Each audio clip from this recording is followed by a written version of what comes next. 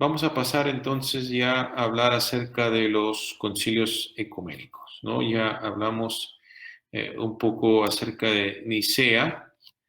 Eh, Quiero compartir unas citas con ustedes, así que déjenme abrir las notas. Como dije, Nicea, lo que causa la convocación de Nicea es el arrianismo, ¿no? Y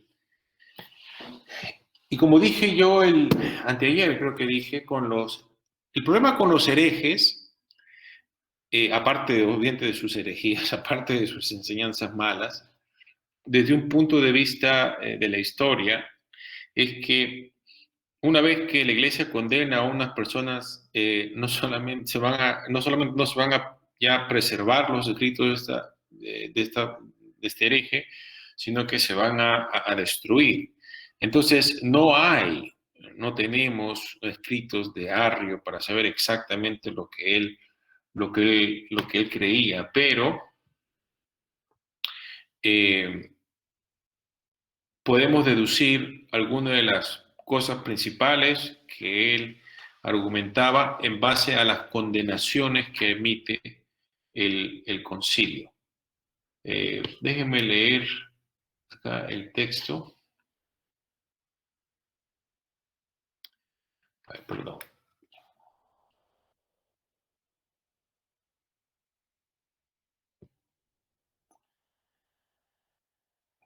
A ver, déjenme llegar acá a los... Ya.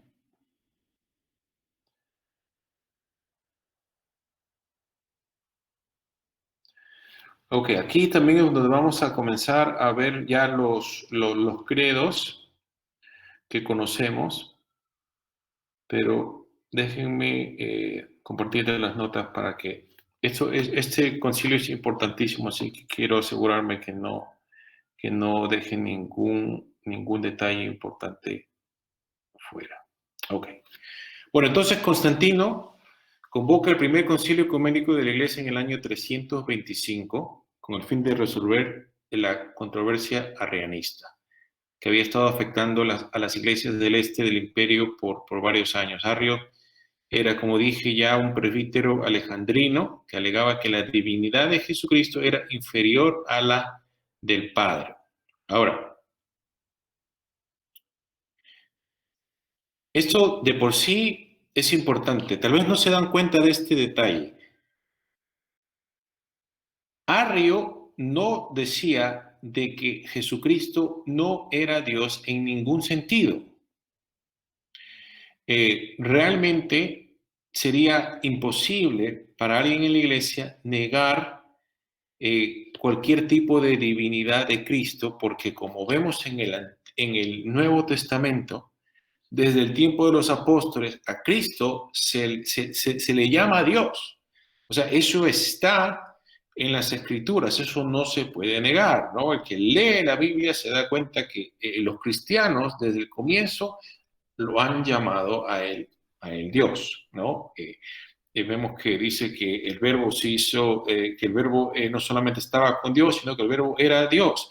Y otra cantidad grandísima de versículos y pasajes que dicen cosas similares.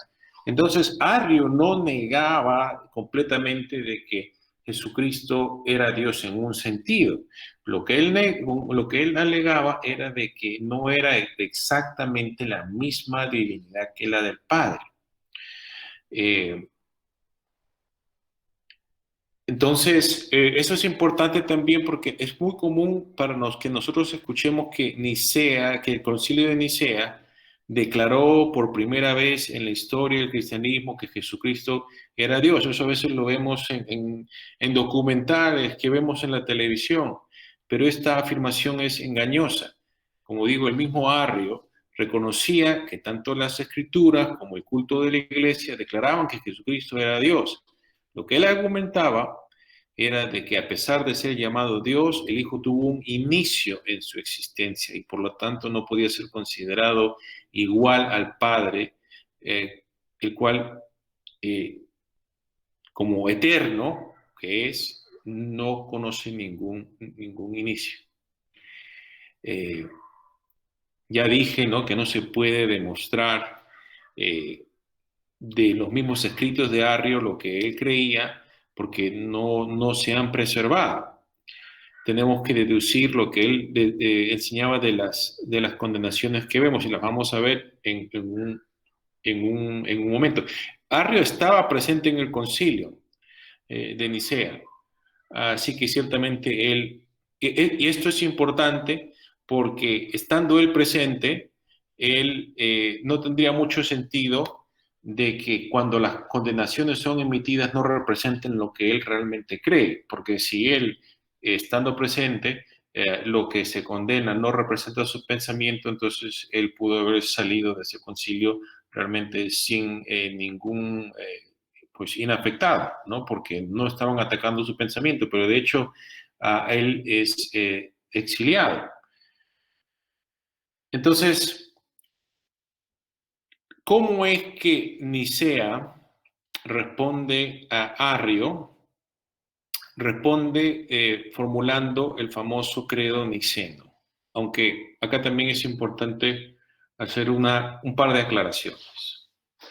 Nosotros cuando estuvimos hablando acerca de la regla de la fe, dijimos que no era algo que no tenía un texto estático, ¿no?, que era más un concepto que podía resumirse con diferentes palabras en diferentes momentos, incluso por el mismo autor. Bueno, ya con el tiempo, con el pasar de los siglos, ya cada iglesia fue escribiendo, formulando sus propios credos que ya utilizaban una fórmula más fija, ¿no?, que no se cambiaba.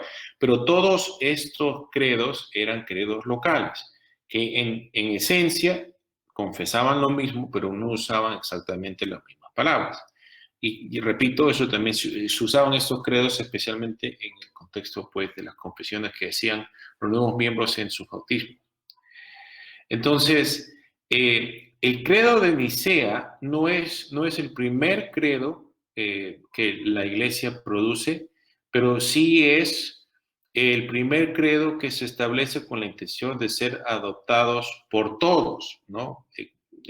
Con estas fórmulas, con esas palabras, por todos.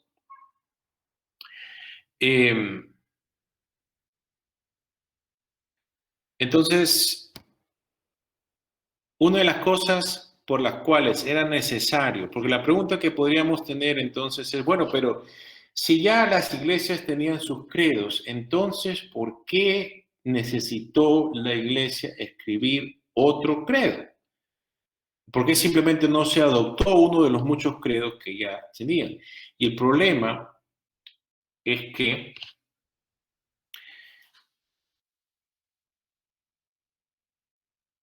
la interpretación de las palabras era el meollo del asunto. Arrio podía interpretar las palabras de todos estos credos que eran tomadas de la Biblia y ajustarlas a su propia teología, ¿no? Esto, a propósito, nos ayuda a ver por qué es que realmente es necesario que las iglesias tengan confesiones, ¿no? Algunos hermanos evangélicos dicen, mi único credo es la Biblia. Bueno, ¿cuál es el problema con esa idea? Bueno, que la Biblia, como sabemos muy bien, puede ser interpretada de diferentes maneras. Por esa razón hay tantas denominaciones, tantas iglesias que están separadas, ¿verdad? Los padres, desde el inicio, hacían sus credos, formaban sus credos con las palabras de la Biblia.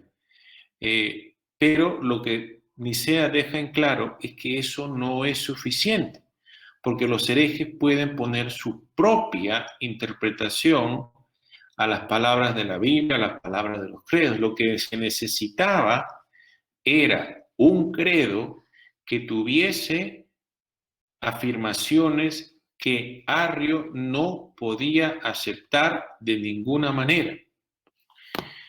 Y así es como llegamos pues a lo que distingue a Nicea de los credos que habían usado hasta entonces la iglesia. Que Nicea contiene frases que se podrían describir como extra bíblicas, o sea, que están fuera de la Biblia, para explicar la interpretación correcta de las Sagradas Escrituras.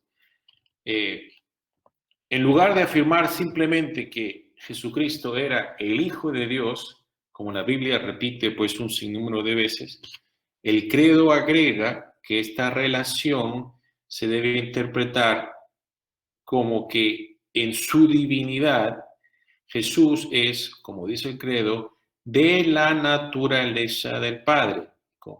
Dios de Dios, luz de luz, Dios verdadero de Dios verdadero, engendrado, no creado. Eh, pero acá algo que también resalta es que si bien estas frases no son tomadas de la Biblia, sí son tomadas de la tradición de la iglesia. Tomadas de algunos de los escritos de los padres que hemos mencionado. Pero sí hubo una expresión extra bíblica que causó resistencia y debate entre los mismos obispos ortodoxos que estaban participando en el concilio. Y a pesar de este debate, esta frase, sí, esta expresión se incluyó en el credo niceno porque Arrio la rechazaba enfáticamente y no podía confesarla de ninguna manera. Y esta expresión es la famosa palabra griega homoousios,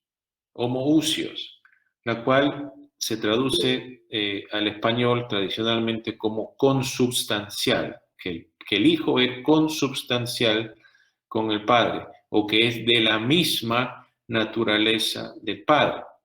Y esta palabra es clave porque no permite la interpretación de la divinidad del Hijo como que si fuera parecida o similar, pero siempre inferior a la del Padre. El ser consubstancial o de la misma naturaleza con el Padre significa que el Hijo es completamente igual al Padre en su divinidad. Todo lo que el Padre es como Dios, el Hijo también lo es. Si el Padre es, por ejemplo, Dios eterno, el Hijo también debe ser, por lo tanto, Dios eterno, sin comienzo ni principio. Ahora, hay otra razón por la cual los obispos tuvieron un problema con esta expresión, y es que ya la habían usado antes y la había usado un hereje antes. Pablo de Samosata, él era un hereje modalista, y entonces él usaba esta frase, esta expresión, básicamente para decir de que eran la misma persona, padre e hijo. Y por eso es de que los obispos del concilio de Nicea, algunos al menos, no querían tener ninguna relación con esta palabra. Pero al final no pudieron encontrar una palabra que les sirva mejor que esta, pero tuvieron que reinterpretarla eh, para que signifique no que eran la misma persona, sino que compartían la misma naturaleza. Um, entonces, creo que sería bueno citar las palabras, ver todo el credo completo. Déjenme, lo voy a buscar. Mientras yo lo busco, busco el texto aquí en mis notas para que las puedan ver. No sé si tienen alguna pregunta acerca de cualquier cosa que he dicho hasta este momento.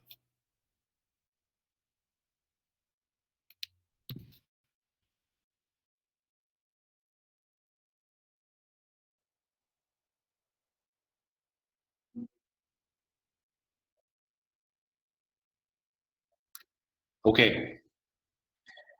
¿Cuál?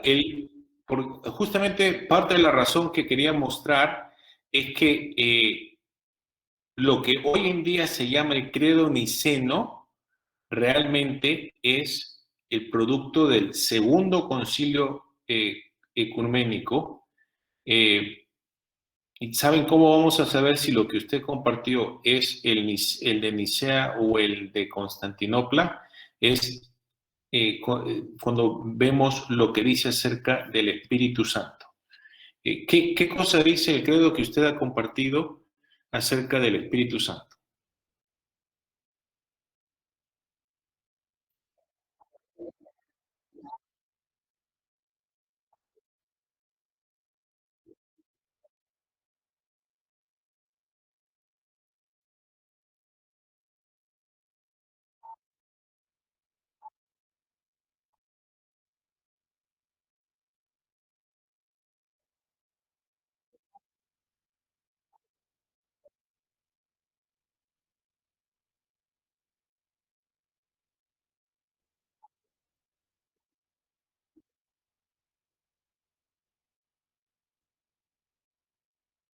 Okay.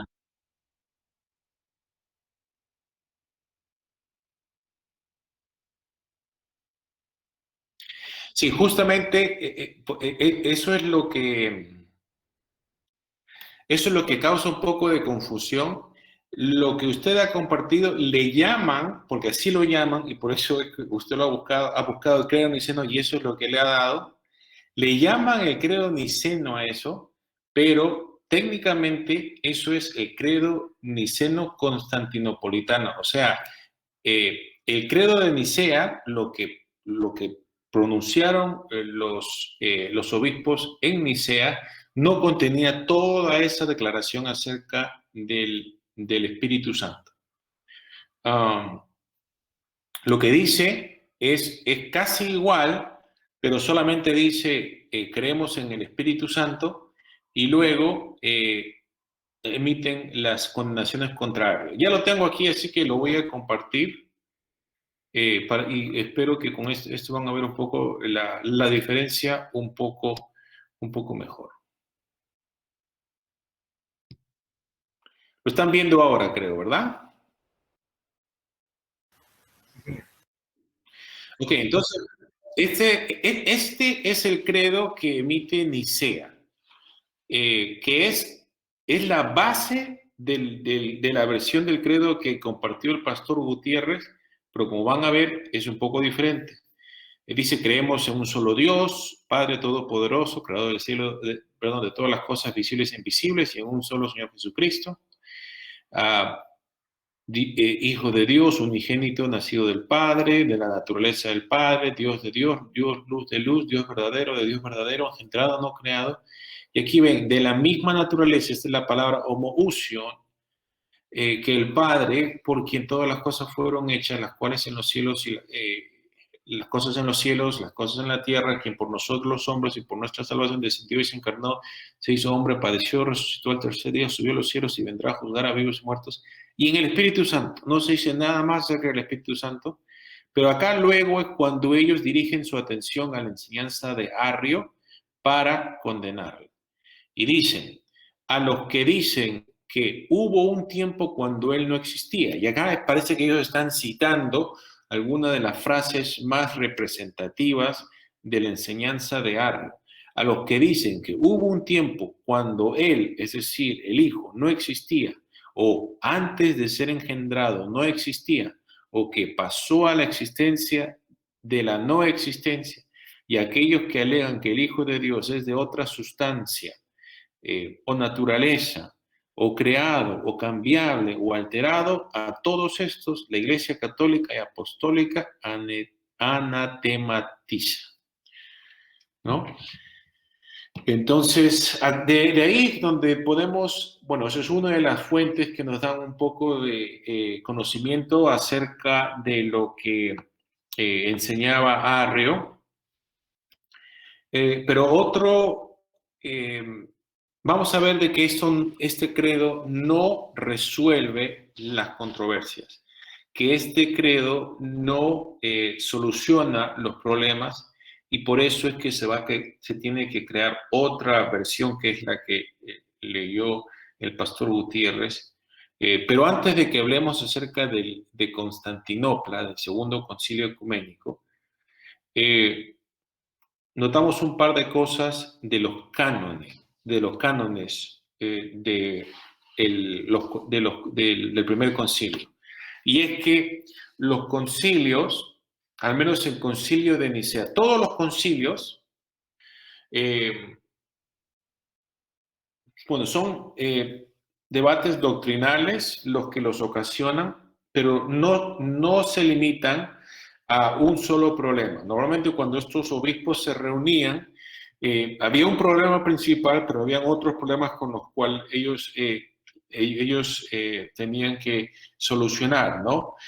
Entonces, en resultado, bueno, en respuesta a eso, no solamente emitían una declaración doctrinal, sino también decretaban unos cánones, unas reglas para el gobierno de la iglesia.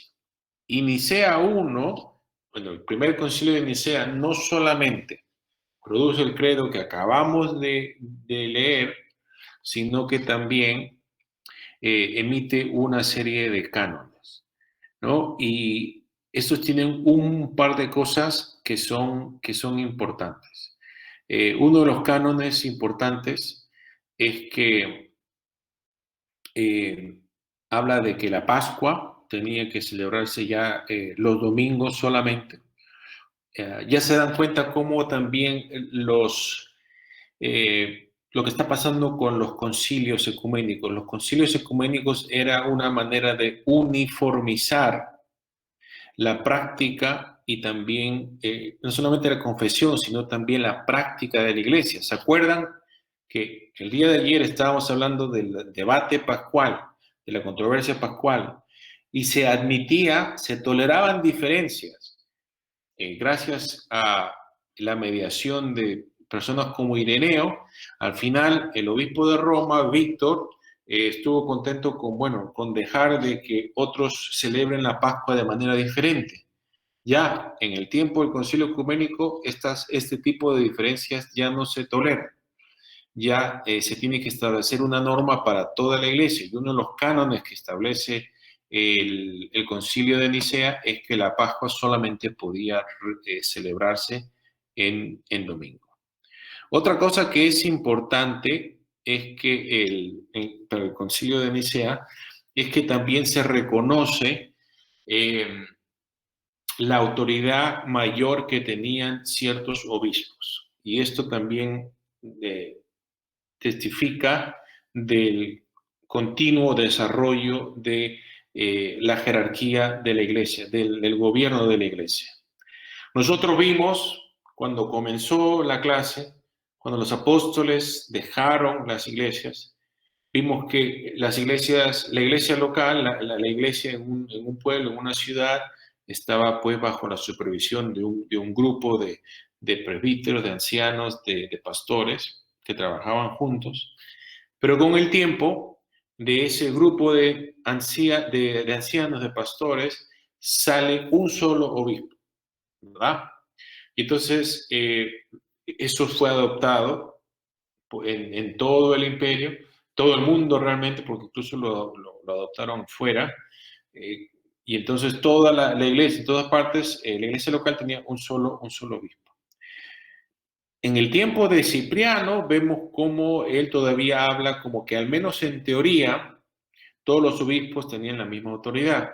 Pero ya para el tiempo de Nicea se reconoce y se formaliza que hay ciertos obispos que tienen mayor autoridad que otros. O sea que ya vemos cómo de lo que eran presbíteros, muchos presbíteros con uno solo, luego viene un obispo sobre ellos, y ya vemos que para el tiempo de Nicea hay obispos que están sobre otros obispos. Y se habla de los obispos metropolitanos, los obispos en las ciudades más importantes. Que estos tenían que confirmar la ordenación de obispos en los pueblos que estaban cercanos. Y aparte de eso, también vemos, pues, entonces, de ahí el surgimiento, como dije, de los patriarcados, ¿no? Eh, el texto de Nicea exactamente dice que se cumplan las antiguas costumbres adoptadas en Egipto, en Libia y en Pentápolis, que permiten que el obispo de Alejandría tenga poder sobre todas ellas, porque también el obispo de Roma tiene esta costumbre, al igual que en Antioquía y en otras regiones se guarda la superioridad de las iglesias. O sea que para el tiempo de Nicea se resaltan tres iglesias principales. Estas son Antioquía, Alejandría y Roma. Pero todo esto también va a cambiar con el tiempo. Como mencioné, más adelante se va a dar el mismo rango de patriarcado a la iglesia de Constantinopla y luego también se le va a otorgar a la iglesia de Jerusalén, a pesar de que al inicio la iglesia era la iglesia la principal, ¿no? Pero eso es con respecto a Nicea.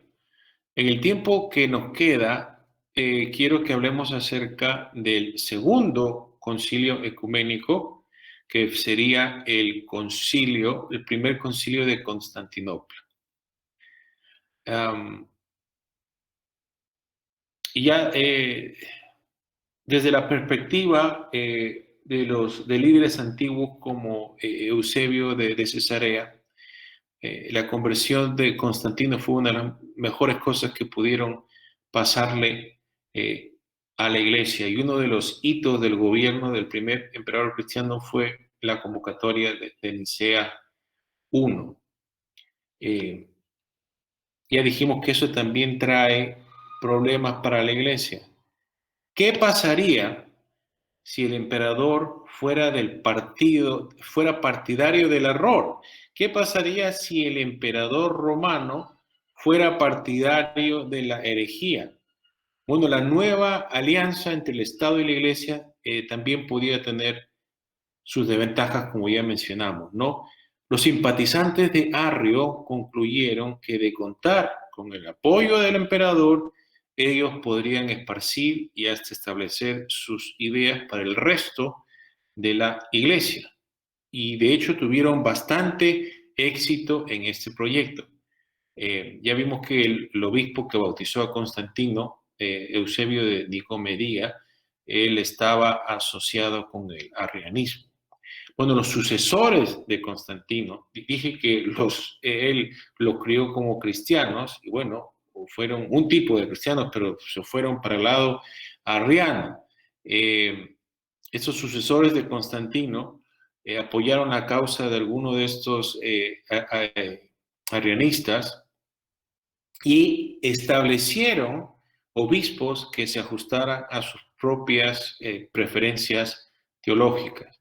Y entonces en el año 358 el emperador Constancio II convocó dos concilios, uno en la parte occidental del imperio y el otro en la oriental, para tratar de resolver debates y disputas sobre el arrianismo que todavía persistían.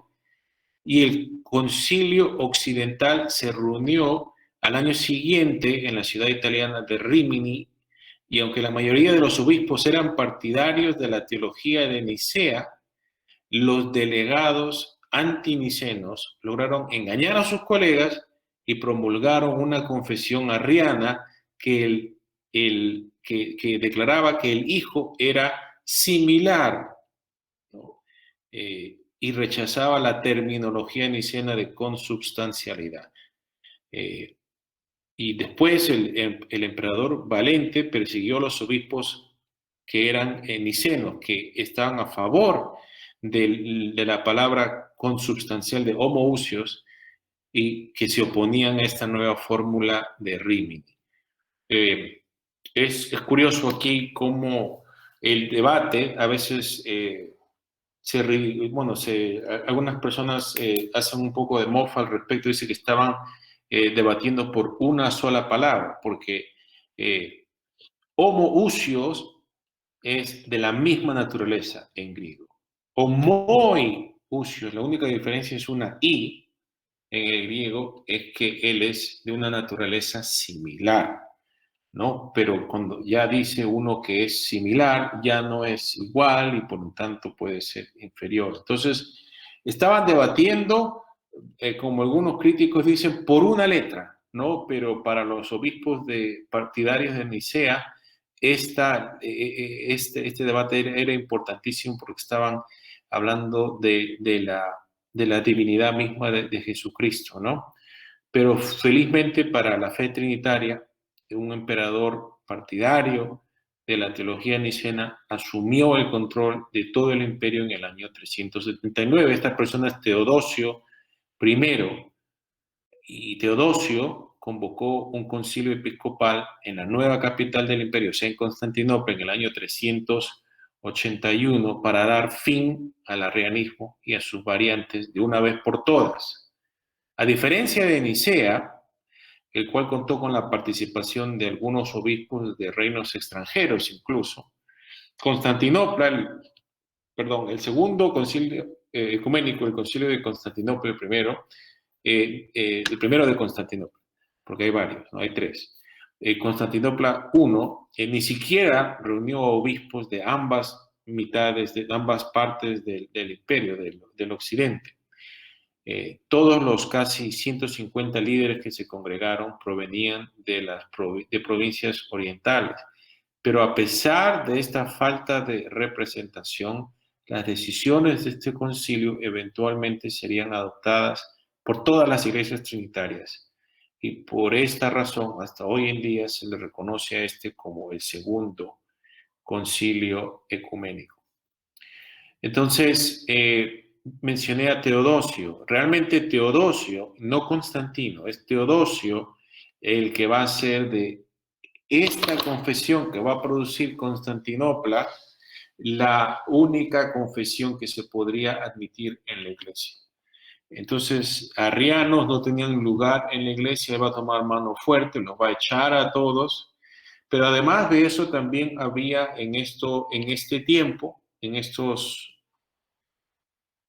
casi 60 años, entre el primer y el segundo concilio ecuménico, habían habido debates acerca de el Espíritu Santo, ¿no? Si se dice que el Hijo es de la misma naturaleza, de la misma sustancia que el Padre, se podría decir lo mismo acerca del Espíritu Santo, y había personas dentro de la iglesia que decían que no, que algunos llegaron a decir de que el Espíritu Santo era una creación de Dios, y a esto se les designó como neumatómacos, o sea, adversarios del Espíritu.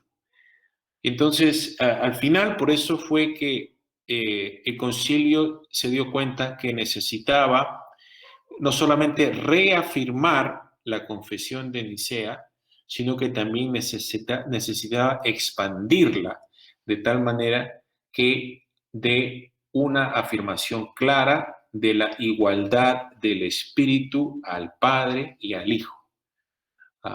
Y esta podría verse pues como una confesión claramente, explícitamente trinitaria, ¿no? Ese es el resultado principal de este segundo concilio ecuménico. Y realmente, esta confesión, justamente por eso es que cuando el pastor Gutiérrez buscó concilio ecuménico, eso fue lo que le salió, porque esta confesión, la confesión que produce Constantinopla, en un intento de reafirmar Nicea y expandirlo un poco, es la confesión que se ha hecho más famosa en el cristianismo, en la que más iglesias han adoptado. Hasta el día de hoy, este es el credo que se recita no solamente en las iglesias ortodoxas del este, en las iglesias griegas, también en la Iglesia Católica Romana y también en las iglesias protestantes. Sabemos que no todas las iglesias protestantes evangélicas utilizan credos en su culto, pero las que sí lo hacen utilizan muchas veces, bueno, también usan el credo de los apóstoles, pero por eso es el más ecuménico, el más recibido de todos los credos en la historia del cristianismo. Y se le llama credo niceno porque intenta reafirmar la fe de Nicena, pero técnicamente debería llamarse el credo niceno-constantinopolitano. Pero ya se dan cuenta, es tan largo ese nombre que simplemente se resume como credo niceno. Y el texto, pues ya ese sí es el texto que compartió el pastor Gutiérrez en el chat, el que tienen ustedes y lo pueden ver, ¿no? Y en el 30 de julio del 381, Teodosio decretó que todas las iglesias debían regresar a la dirección de obispos trinitarios que confesaran la fe nicena sin reserva alguna. Entonces, Teodosio fue también un personaje sumamente importante para el establecimiento de la doctrina trinitaria en toda la iglesia, ¿no? Y para poner fin a los debates del arrianismo que persistieron después del concilio de Nicea. Voy a mencionar algo más acerca de los cánones, ya para terminar, del concilio de Constantinopla. Y es que, bueno, realmente aquí, antes de los cánones, eh, se mencionan a varios, voy a compartir esto con ustedes, se los voy a mostrar ya que tienen esto delante de ustedes, aquí tenemos a varias herejías que se condenan. Eh, Eso nos va a ayudar a ver un poquito la teología de estos. eh, Aquí está.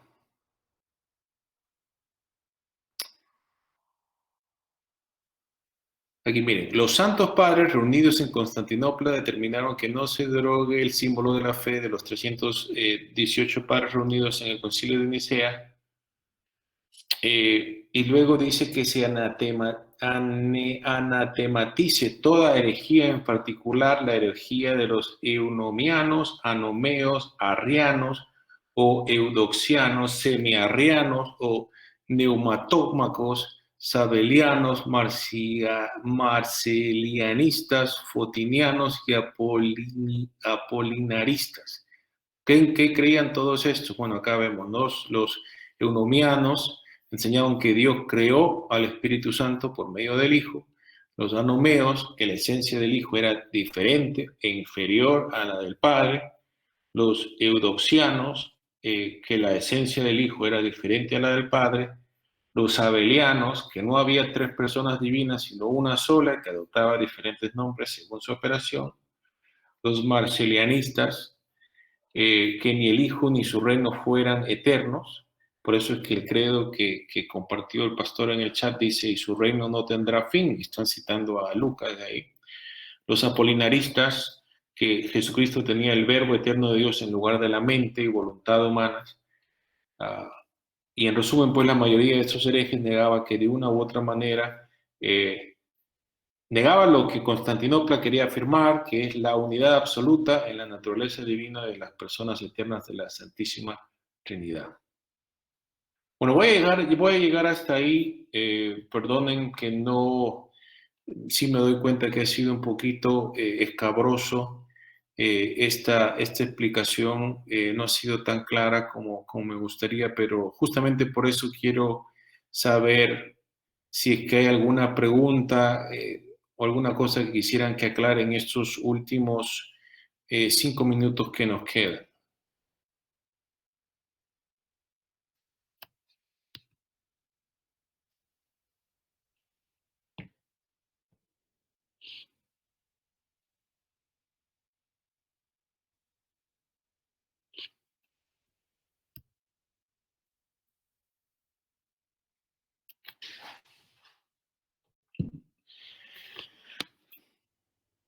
hermana, Bueno, ¿me puede compartir por favor la primera diapositiva con la que comenzó la clase hoy? ¿Es tan amable? la primera Sí, con la que abrió la clase hoy. está,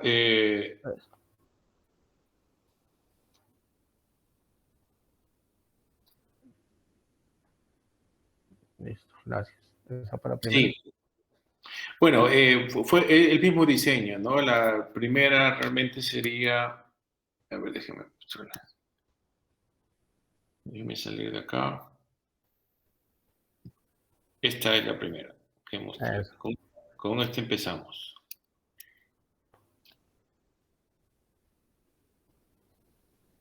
Entonces, una de las cosas que tenemos que entender, que eso, bueno, gracias a Dios lo tenemos nosotros claro estudiando la confesión de Westminster, la confesión de Londres que tenemos, ¿no? Confesiones reformadas que usamos nosotros en nuestra teología calvinista. La idea de que Dios, Padre, Hijo y Espíritu Santo son tres personas eternas que comparten exactamente la misma naturaleza, la misma esencia, la misma sustancia. Incluso esa terminología que usamos la heredamos de estos concilios.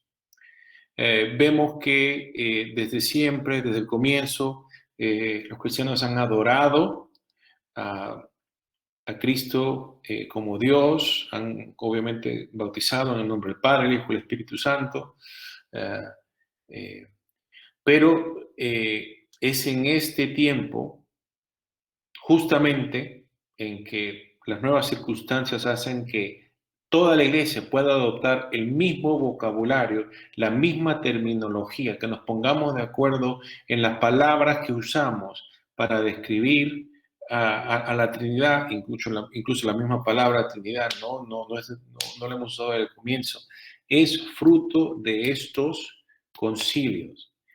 Y eso es parte de lo que heredamos, no solamente la teología reformada, la teología calvinista, sino, bueno, todo el evangelicalismo clásico. Realmente, todos los protestantes, ¿no? Los protestantes principales, los que han dado origen, pues, a las denominaciones, iglesias a las que somos partes, todos estos heredan la fe trinitaria de Nicea y de Constantinopla. Y por esta razón, como dije, algunas iglesias incluso recitan el credo en el culto.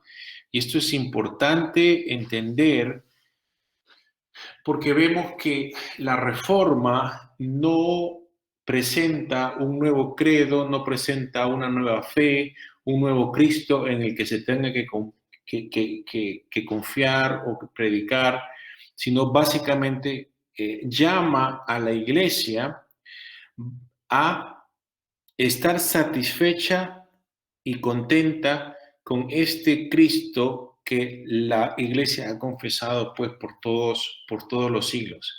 Cuando nosotros como evangélicos clásicos, nosotros invitamos a la gente a que ponga su fe en el Señor Jesucristo, tenemos que entender pues que no es a un Cristo de su imaginación o a un Cristo que se les antoje, sino es a este Cristo que se anuncia claramente en los concilios, al Hijo de Dios que es consubstancial, que es de la misma esencia que el Padre y que el Hijo. Y lo que vamos a ver el día de mañana cuando hablemos con los padres es un poquito más las razones por qué es que es tan importante confesar de que Cristo es de la misma naturaleza que el Padre, que es de la misma divinidad, de la misma esencia. Y a modo de adelanto, lo que vamos a ver es que los padres entienden de que si la salvación consiste en nuestra unión con Dios en Cristo, ¿no? Recuerden, Emmanuel, Dios con nosotros, a menos de que Cristo no sea Dios de Dios y luz de luz, entonces nosotros nunca vamos a poder tener esta unión, esta redención que se nos ofrece, que la salvación solamente es posible, la reconciliación con Dios solo es posible si el mediador nuestro es no solamente humano, ¿verdad?, sino es perfectamente divino. Vamos a hablar un poco más acerca de esto el día de mañana, pero eso es a modo de adelanto. ¿Algún último comentario o pregunta acerca del Concilio de Nicea y el Concilio de Constantinopla? Hermano Daniel, para mí ha sido más que claro, la verdad muy enriquecedor esto del impacto de Constantino y los primeros concilios ecuménicos que estamos viendo. No sé si en realidad alguien del grupo tenga alguna pregunta o que ha sido claro en realidad, aunque el hermano dijo que estuvo un poco escabroso. Sí, ok. Bueno, es bueno escuchar eso. Gracias por el consuelo. Bien, Bueno, hermano entonces, Darío iba a decir algo. Esto también ocasionó la división de la iglesia griega oriental de la occidental. no, Ese todavía no. término, ese término homoousios y homoousios, es decir, que es de la misma sustancia y de una sustancia parecida. Me parece que eso ocasionó la división de la occidental. Todavía no. Vamos a Hasta la hablar, iglesia posterior. vamos a hablar de esto realmente van a ver, nosotros hablamos de la iglesia, de la ortodoxia griega, ¿verdad? Pero luego, aparte de la ortodoxia griega, hay iglesias orientales que están al este de estas iglesias griegas, que se llaman iglesias nestorianas, iglesias otras monofisitas, que en concilios posteriores van a ser condenadas como herejes. Y estas sí van a causar divisiones con iglesias que existen hasta el día de hoy. Pero todas estas iglesias que he mencionado, las iglesias nestorianas, las iglesias monofisitas, las iglesias griegas del este, la iglesia católica romana, las iglesias protestantes, todas estas iglesias trinitarias aceptan y reciben el credo de Constantinopla, el niceno constantinopolitano. Van a haber divisiones, pero esas divisiones van a resultar de otras, de los otros concilios que vamos a ver el día de mañana con la bendición de Dios. Obviamente, esto sí resulta en el rechazo del arrianismo y cualquier, cualquier iglesia o maestro que no esté dispuesto a confesar de que Jesucristo es de la misma naturaleza, pero justamente porque rechazan esto no se podría considerar a estos maestros o estas iglesias trinitarios. Todas las iglesias trinitarias, hasta donde yo tengo entendido, hasta donde yo sé, he leído, aceptan el credo que produjeron estos dos primeros concilios. Entonces, podríamos decir de que si bien no todos los llamados concilios ecuménicos son verdaderamente ecuménicos porque no todas las iglesias reciben, de todos los llamados concilios ecuménicos, estos dos, el de Nicea 1 y de Constantinopla 1, son los más ecuménicos de todos porque todas las iglesias trinitarias reciben este credo y esta afirmación. Y justamente por eso son trinitarias, ¿no?